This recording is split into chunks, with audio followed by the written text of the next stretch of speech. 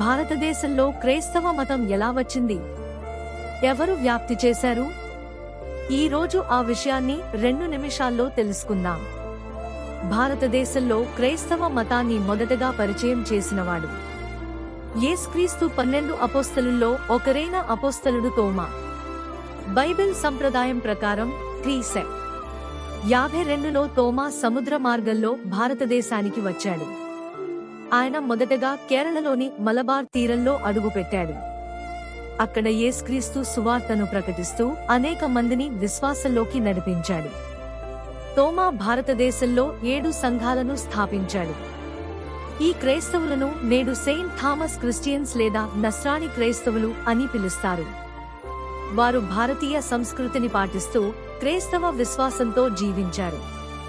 తర్వాత తోమా దక్షిణ భారతదేశం వరకు సువార్త ప్రకటించాడు. చివరికి క్రీస్తు 72లో చెన్నైలోని మైలాపూర్ ప్రాంతంలో యేసుక్రీస్తు నామంలో వీరమరణం పొందాడు. ఈ రోజు అక్కడే సెయింట్ థామస్ మౌంట్ ఉంది. శతాబ్దాల తర్వాత 15వ శతాబ్దంలో పోర్చుగీసు వారు భారతదేశానికి వచ్చారు. వారితో పాటు క్రైస్తవ మిషనరీలు కూడా వచ్చారు. ముఖ్యంగా సెయింట్ ఫ్రాన్సిస్ జేవియర్ గోవా మరియు దక్షిణ భారతదేశంలో క్రైస్తవ మతాన్ని విస్తృతంగా ప్రచారం చేశాడు. తర్వాత బ్రిటిష్ కాలంలో విలియం కేరీ, ఏమీ కార్మైకెల్ లాంటి మిషనరీలు విద్య, వైద్యం, సేవల ద్వారా క్రైస్తవ మతాన్ని భారతదేశమంతటా వ్యాపింపజేశారు.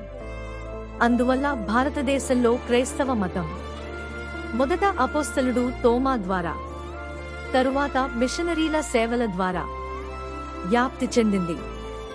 ఈ కథ మనకు ఏమి నేర్పుతుంది అంటే, ప్రేమ, సేవ, విశ్వాసం ద్వారా దేవుని సందేశం తరతరాలకు చేరుతుంది. వీడియో మీకు నచ్చితే లైక్ చేయండి, షేర్ చేయండి. ఇలాంటి మరిన్ని బైబిల్ విషయాల కోసం మా ఛానల్ను సబ్స్క్రైబ్ చేయండి.